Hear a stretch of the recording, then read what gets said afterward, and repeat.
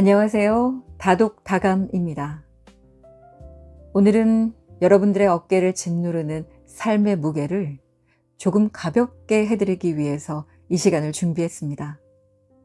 무슨 소리냐고요? 철학하면 여러분들은 어떤 생각이 드시나요?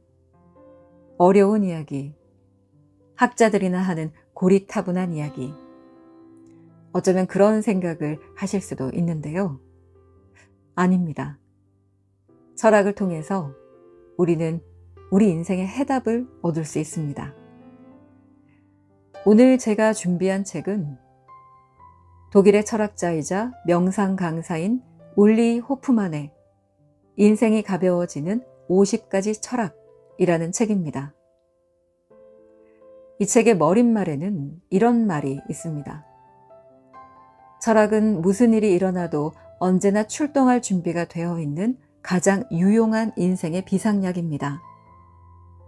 수천 년 전 삶의 진실을 찾으려던 이들부터 오늘날 우리가 마주한 문제를 해결하고자 고군분투하고 있는 이들에 이르기까지 시대를 아우르는 철학자들의 시선으로 삶의 구석구석을 살펴보다 보면 저마다 짊어지고 있던 인생의 무게가 한결 가벼워질 겁니다.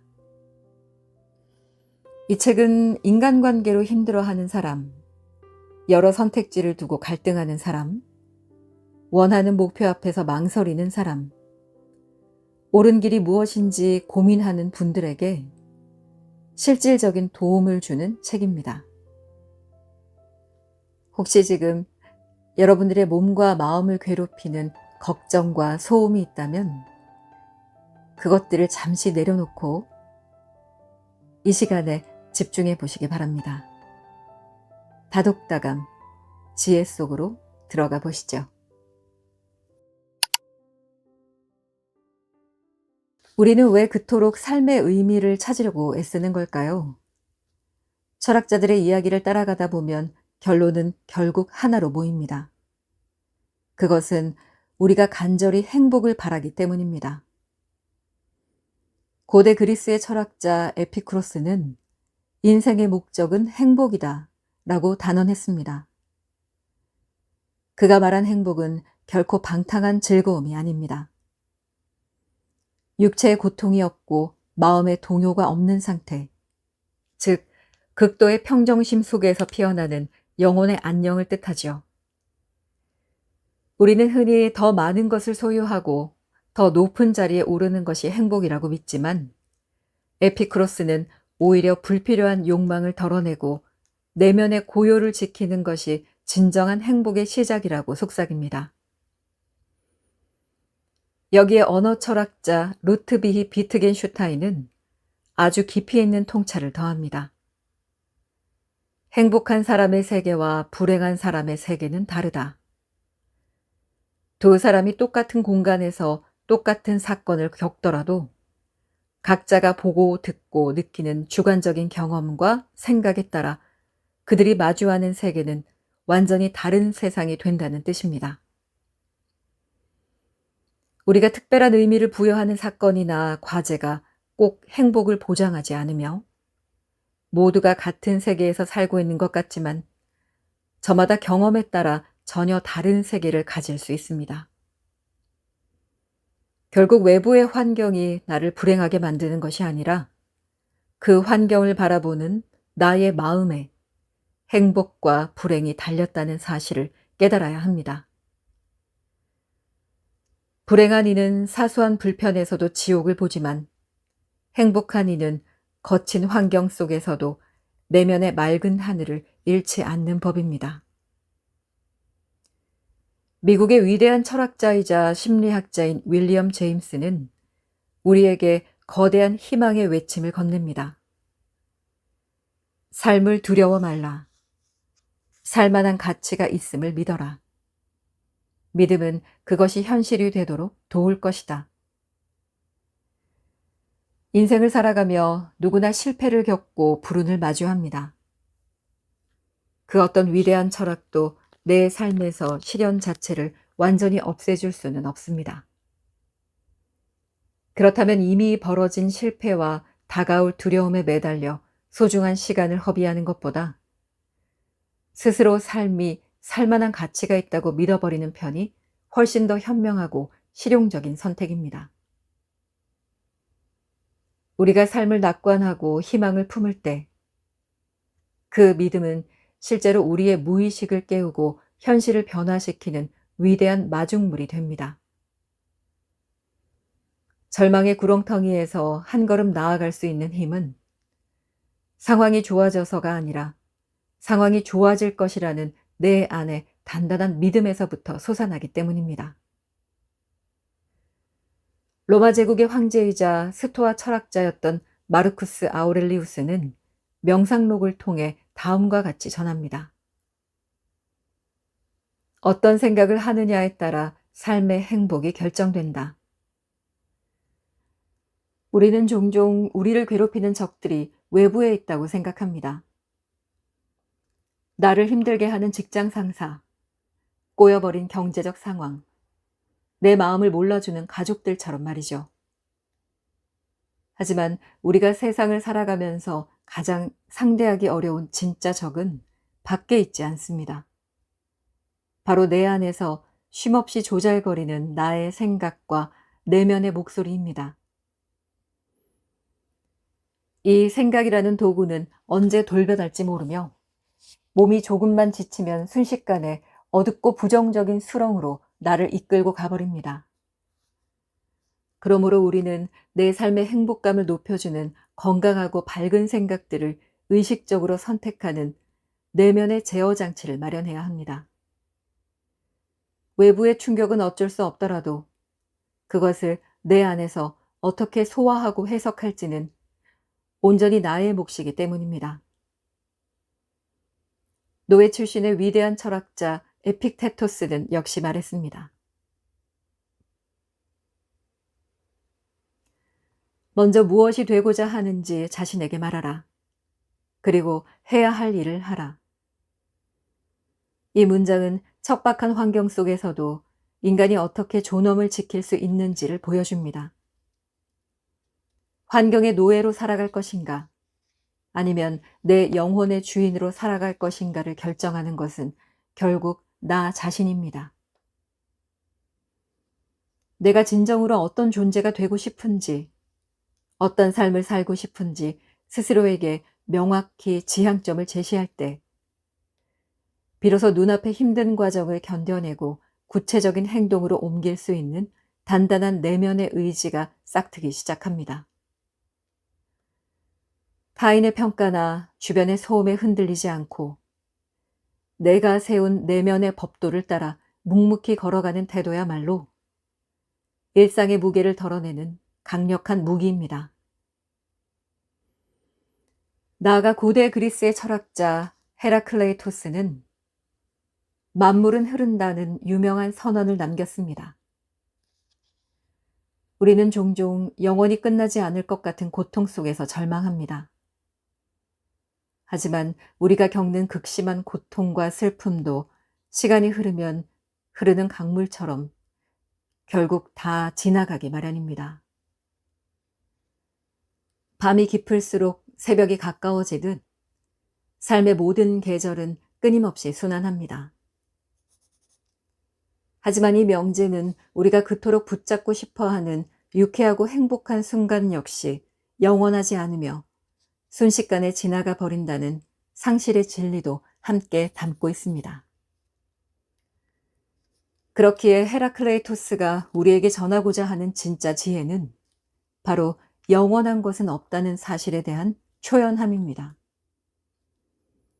기쁜 일이 찾아왔을 때 오만하지 않고 슬픈 일이 찾아왔을 때 낙담하지 않는 태도죠. 지나간 과거에 연연하거나 오지 않은 미래를 불안해하기보다 흘러가는 시간 속에서 오직 지금 이 순간만을 초연하고 온전하게 누리는 것만이 내면의 평화를 지키는 유일한 열쇠입니다. 우리는 흔히 인간을 이성적이고 합리적인 동물이라고 부르지만 현실적인 현실 속의 인간은 어쩌면 내 행동을 그럴싸하게 정당화하는, 합리화하는 동물에 더 가까울지도 모르겠습니다. 우리의 정신세계를 하나의 거대한 빙산이라고 본다면 우리가 스스로 인지하고 통제할 수 있는 의식적인 생각은 고작 10%에 불과합니다. 나머지 90%는 내면에 숨겨져 보이지 않는 거대한 무의식의 영역이지요. 우리는 내가 왜 그런 선택을 했는지, 왜 그런 불안에 휩싸였는지 진짜 이유는 모른 채 그저 머리로 10%의 의식을 굴리며 변명을 만들어내곤 합니다. 비유를 들자면 우리 각자의 삶은 넓은 바다 위에 혼자 외롭게 노를 젓고 있는 작은 나룻배와 같습니다. 나는 분명 동쪽으로 가고 싶어서 온 힘을 다해 노를 젓고 있는데 배는 자꾸만 서쪽으로 흘러갑니다. 내 인생은 왜 내 뜻대로 움직이지 않지? 내가 왜 이 모양일까? 하고 절망하며 스스로를 자책합니다. 하지만 그 나룻배 밑바닥을 들여다보면 우리의 눈에 보이지 않는 무의식이라는 공간 속에 9명의 힘센 장정들이 숨어서 저마다 자기 마음대로 노를 이리저리 젓고 있는 것입니다. 내 눈에 보이지 않는 무의식의 힘이 내 삶의 방향을 뒤흔들고 있었던 것이지요. 내가 의식적으로 아무리 발버둥을 쳐도 내면 깊은 곳에 숨은 상처나 낡은 신념들이 반대 방향으로 배를 끌고 가고 있다면 삶은 무거워질 수밖에 없습니다. 이 복잡하고 얽힌 인간의 마음과 인생을 어떻게 하면 제대로 경영하며 한결 가볍게 살 수 있을까? 치열하게 연구해 온 인류의 위대한 노력이 바로 철학의 역사입니다. 수많은 철학자들이 저마다의 방을 만들고 50가지 명문장을 던졌지만 우리는 그 누구의 삶도 무작정 복사하듯 따라서 살 수는 없습니다. 우리에게는 스스로 판단하고 선택하고 책임을 지고자 하는 위대한 주체적 욕구가 있기 때문입니다. 그것이 바로 인간의 고귀한 존엄성입니다. 내 안의 9 장정들이 왜 서쪽으로 노를 젓고 있는지 그 이유를 가만히 들여다보고 그들을 설득해 내가 원하는 방향으로 이끄는 지혜가 바로 철학에서 나옵니다. 과거의 역사를 돌이켜보면 지배계층은 언제나 우리처럼 주체적으로 생각하는 인간들을 두려워했습니다. 그래서 교육과 제도를 통해 오직 순응하고 복종하는 인간만을 길러내려 했지요. 불과 150년 전만 해도 이 땅의 절대 다수는 왕에게 목숨을 바치는 것이 당연한 정의라고 믿었고 그것이 최고의 도덕이라 여겼습니다. 양반과 노비의 신분이 하늘이 정해준 이치라고 믿었던 시절이 그리 멀지 않은 과거입니다. 또한 여성은 온전한 인간 대접을 받지 못했습니다. 시대에 따라 여성이 겪어야 했던 참혹한 잔혹사와 차별의 역사들은 당시에는 너무나 당연한 도덕이자 규범으로 여겨졌습니다. 남편을 따라 목숨을 끊는 것을 미덕이라 칭송하고 여성의 목소리를 담장 밖으로 넘지 못하게 가두었던 억압의 세월이 있었습니다. 만약 그 시절의 조상들이 지금의 자유롭고 평등한 세상을 본다면 도덕도 모르는 짐승들이라며 혀를 찰지도 모르겠습니다. 이처럼 시대에 따라 사실이라 믿었던 신념도, 정의도, 철학도 끊임없이 변합니다. 우리가 지금 절대적이라고 믿는 가치들조차 후대의 눈에는 한낱 낡은 편견에 불과할 수 있다는 뜻입니다. 그렇기에 가장 조심해야 할 것은 결국 지금 내가 하고 있는 내 생각입니다. 자나깨나 내 생각을 조심하고 내가 혹시 과거의 낡은 신념이나 부정적인 무의식의 쇠사슬에 묶여 있는 것은 아닌지 늘 깨어 있어야 합니다. 내가 당연하다고 믿는 것들이 정말로 나를 위한 것인지 아니면 세상이 주입한 타인의 생각인지 끊임없이 의심해 봐야 합니다. 카를 마르크스가 외쳤듯 철학의 목적은 단지 세상을 아름답게 해석하는 데 머무는 것이 아니라 궁극적으로 내 삶과 세계를 변화시키는 데 있으니까요. 사색에만 머무는 철학은 힘이 없습니다. 내 생각을 바꾸고 그 바뀐 생각으로 오늘 나의 행동을 바꿀 때 삶이 비로소 가벼워집니다.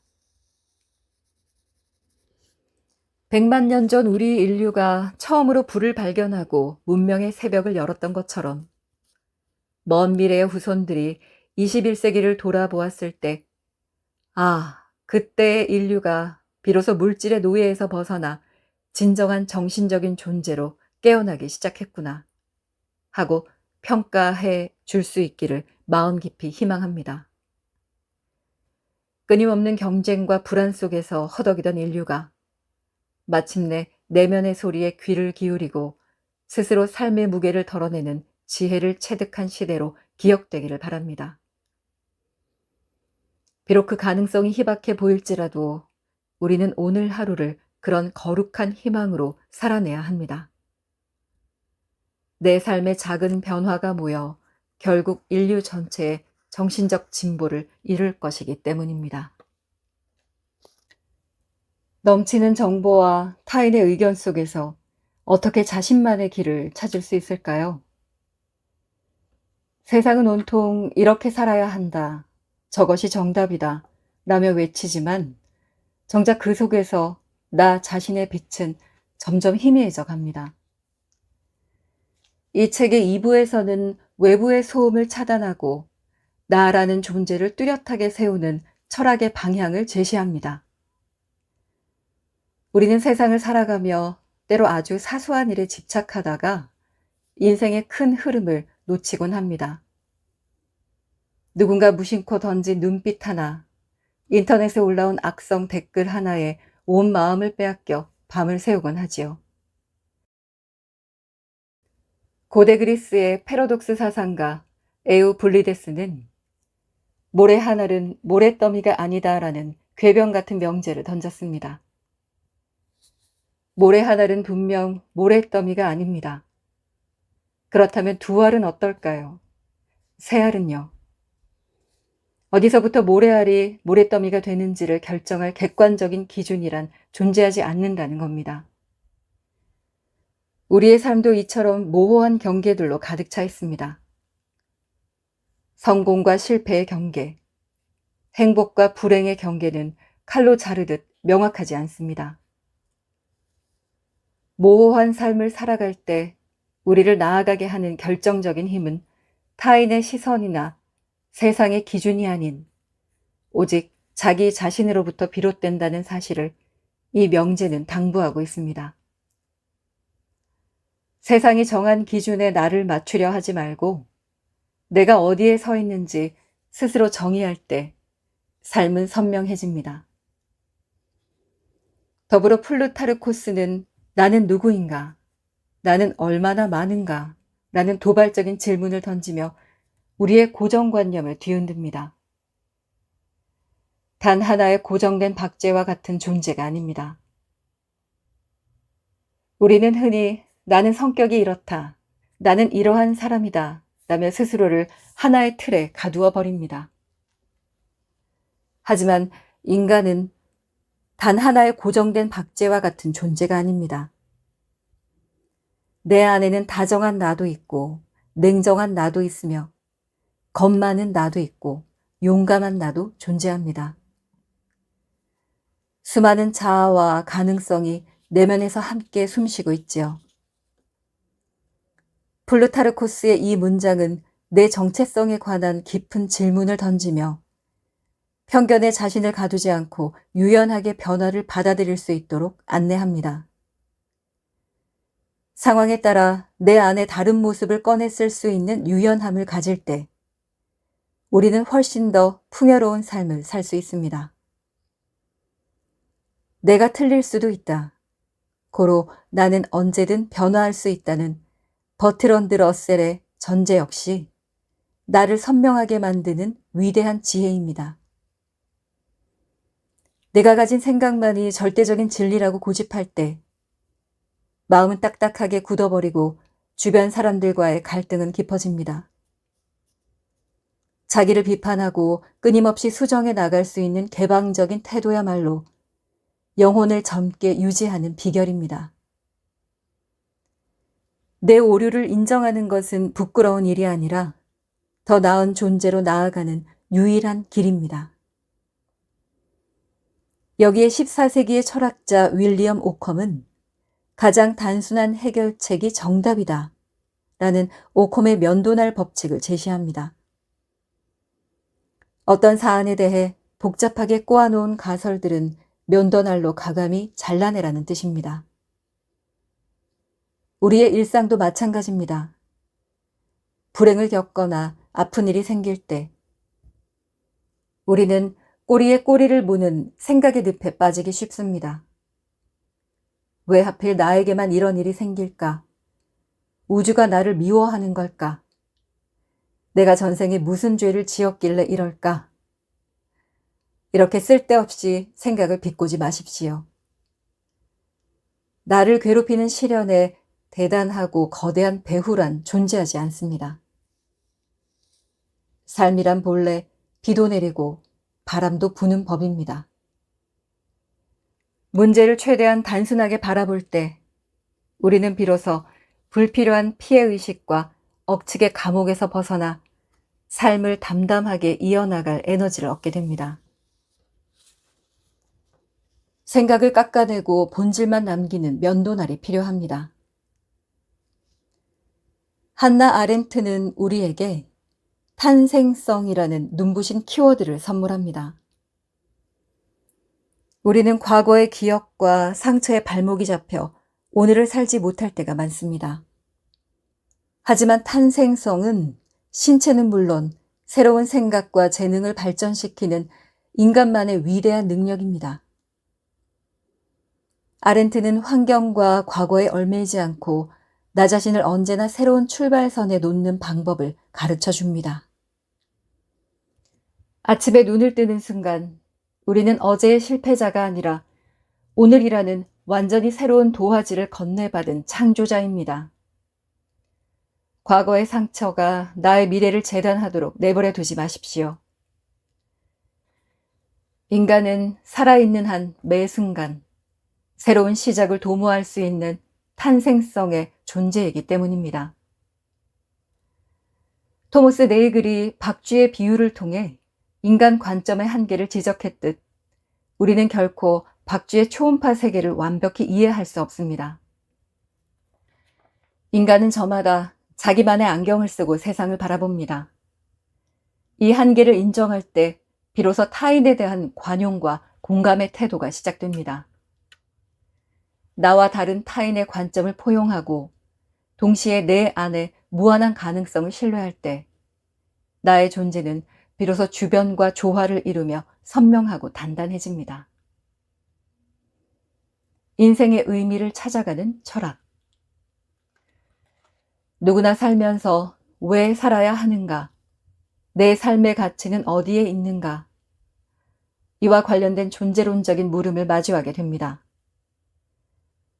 돈을 많이 벌고 유명해져도 마음 한구석의 허무함이 채워지지 않는 이유가 바로 여기에 있지요.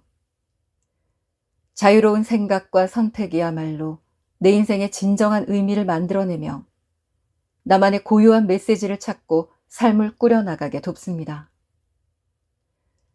근대 철학의 서막을 연 르네 데카르트는 나는 생각한다, 그러므로 나는 존재한다 라는 위대한 명제를 남겼습니다. 이 세상의 모든 것이 진짜인지 가짜인지 의심해 보았던 철학자입니다. 내가 보고 만지는 이 세계가 혹시 거대한 꿈은 아닐까? 주변의 모든 사물과 가치를 의심하고 또 의심할지라도 지금 이 순간 의심하고 있는 나의 생각이라는 실체만큼은 결코 부정할 수 없으며 그것이 곧 내가 존재한다는 가장 확실한 증거라는 사실을 데카르트는 깨달았습니다. 즉, 내 삶의 주권은 세상의 유행이나 타인의 명령, 거대한 사회적 시스템에 있는 것이 아닌 오직 생각하는 내 안의 주체성에 있다는 엄숙한 선언입니다. 내가 내 머리로 생각하고 결정할 때 비로소 나는 스스로 진정으로 존재하기 시작합니다. 그렇다면 그렇게 존재하는 우리 삶에 진정한 구원과 만족을 가져다 주는 것은 무엇일까요? L.A. 프롬은 인간 존재의 의미에 관한 가장 합리적이고 만족스러운 답은 오직 사랑뿐이라고 말합니다. 프롬이 말하는 사랑은 단순히 감정의 소용돌이나 수동적으로 빠져드는 로맨스가 아닙니다. 나의 온 존재를 던져 상대방과 세계를 책임지고 보듬는 능동적인 실천이자 기술입니다.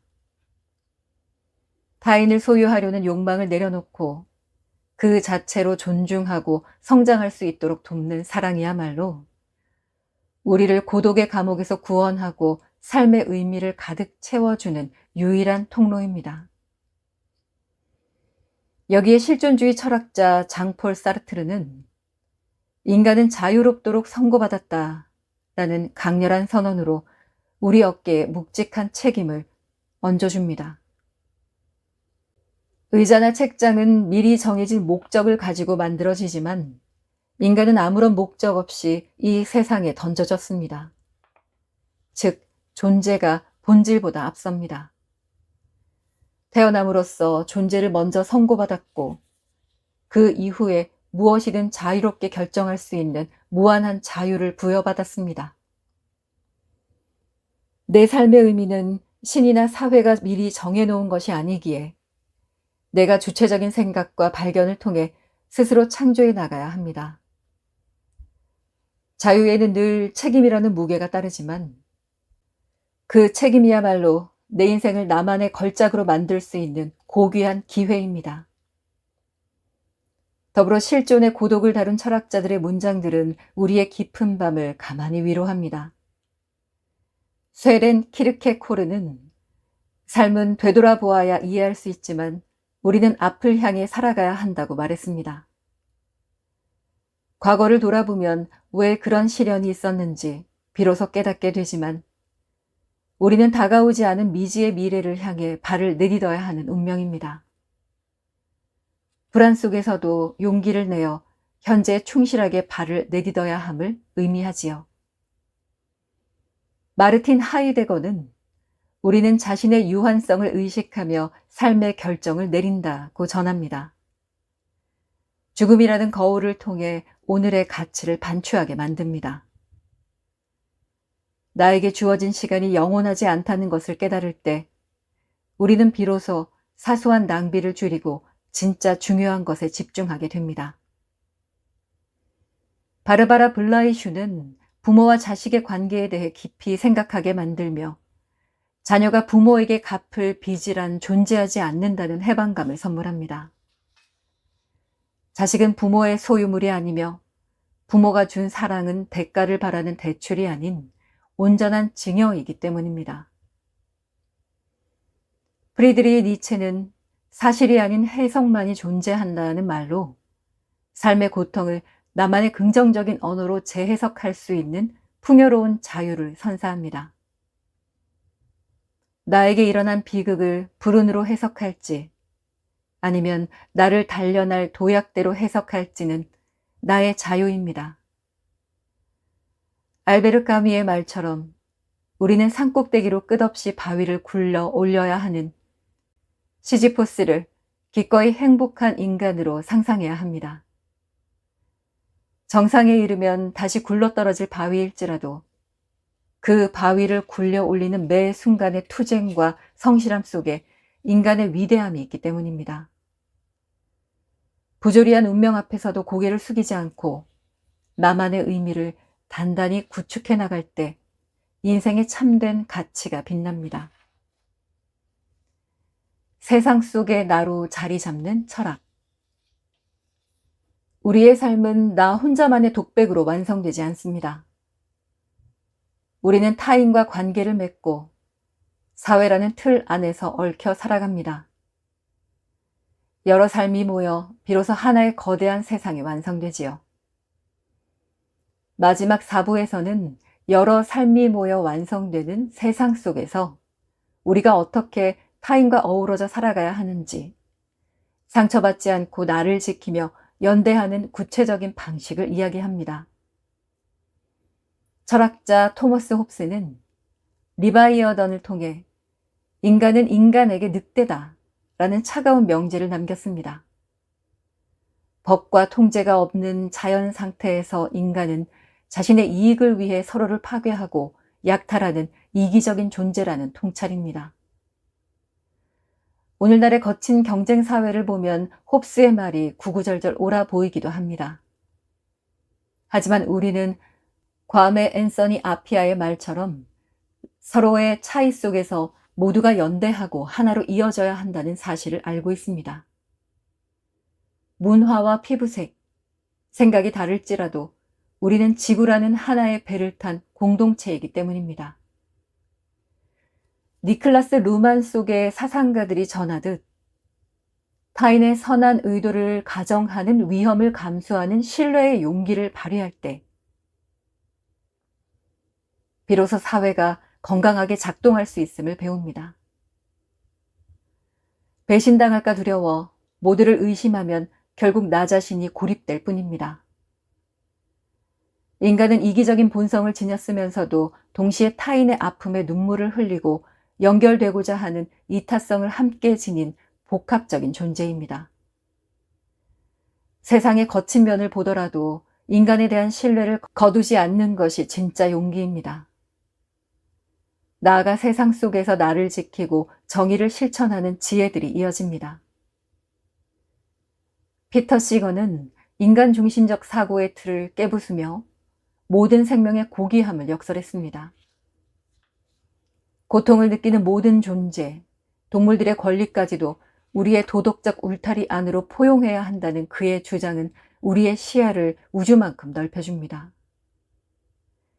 시몬 드 보부아르는 오늘 내 삶을 바꿔라, 미래에 기대지 말라, 당장 행동하라고 외치며 가부장적 사회에서 억압받는 여성들의 목소리를 대변함과 동시에 주체적인 실천을 촉구했습니다.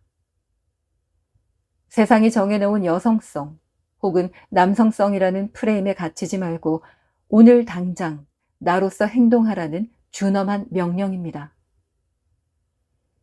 정의에 관해서도 아리스토텔레스는 같은 것은 같게, 다른 것은 다르게 대하는 것이 진정한 정의라 일깨웠습니다. 기계적인 평등이 아니라 각자의 사정과 형편을 고려하는 보편적 정의를 뜻하지요. 존 롤스는 공정한 결정이란 내가 사회에서 어떤 위치에 태어날지 모르는 무지의 장막 뒤에서 이루어져야 한다고 가르칩니다. 내가 가장 약한 자가 될 수도 있다는 가정하에 제도를 만들 때 비로소 진정으로 정의롭고 따뜻한 사회가 만들어진다는 통찰입니다. 하르트무트 로자는 현대인들이 겪는 끊임없는 소외와 가속도를 진단하며 진정한 행복은 효율성이 아닌 세상과의 공명을 통해 온다고 경고합니다. 공명을 통한 세상과의 관계는 끊임없는 최적화 요구에 저항하며 그 어떤 디지털 도구나 기계로도 강제로 맺을 수 없습니다. 자연의 소리에 귀를 기울이고 타인의 목소리에 진심으로 응답할 때 일어나는 기적 같은 연결감이지요. 그리고 카를 마르크스는 우리에게 가장 실천적인 종지부를 찍어줍니다. 철학자들은 세계를 다양하게 해석할 뿐이다. 문제는 세계를 변화시키는 것이다. 이 책을 통해 불확실하고 불안한 삶 속에서 철학자들의 생각을 마음에 새기다 보면 세상을 바라보는 눈이 열리고 어느덧 우리를 짓누르던 인생의 무게는 한결 가벼워져 있을 것입니다. 해석을 넘어 오늘 내가 서 있는 세상을 조금이라도 더 아름답게 바꾸기 위해 내딛는 작은 발걸음. 그것이 철학의 완성입니다.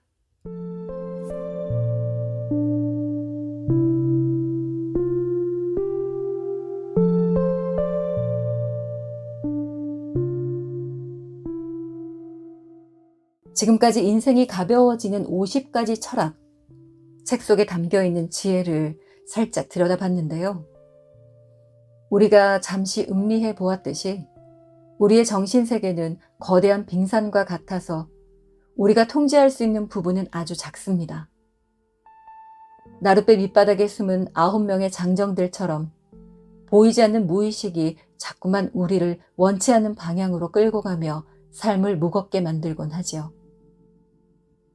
하지만 수천 년 인류의 역사 속에서 수많은 사상가들이 치열하게 고뇌하며 찾아낸 이 철학의 조각들은 바로 그 보이지 않는 마음의 돛을 올바른 방향으로 움직이게 하는 위대한 힘을 가지고 있습니다. 시대에 따라 도덕도, 정의도, 우리가 굳게 믿었던 신념도 끊임없이 흐르는 강물처럼 변해왔지만 주체적으로 생각하고 스스로의 삶을 변화시키고자 하는 인간의 고귀한 존엄성만큼은 결코 변하지 않았습니다. 오늘 밤 나를 짓누르던 생각의 짐들을 오컴의 면도날로 가볍게 잘라내 보십시오. 그리고 나를 짓누르던 무거운 고민들은 다 지나가는 찰나의 강물일 뿐임을 다시 한번 생각해 보십시오. 그리고 내일은 한결 가벼워진 걸음으로 다시 여러분만의 걸음을 걸어가시기 바랍니다.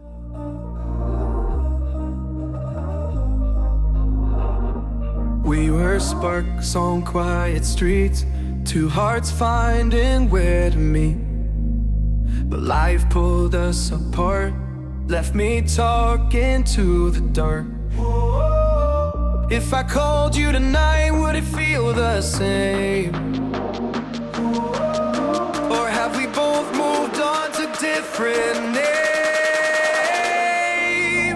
Take me back to the start, before the quiet and the scars. When the world felt small and your hands felt warm.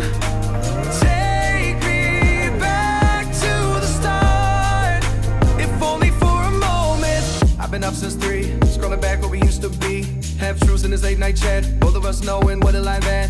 Funny how we talk like we're fine, but your name still lives in my rhyme. Take me back to the start, before the quiet and the scars.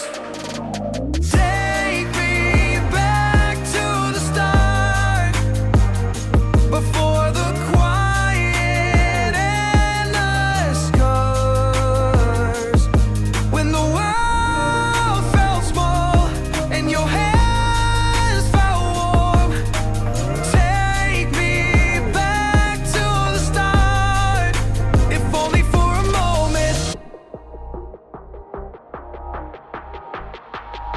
If only for a moment.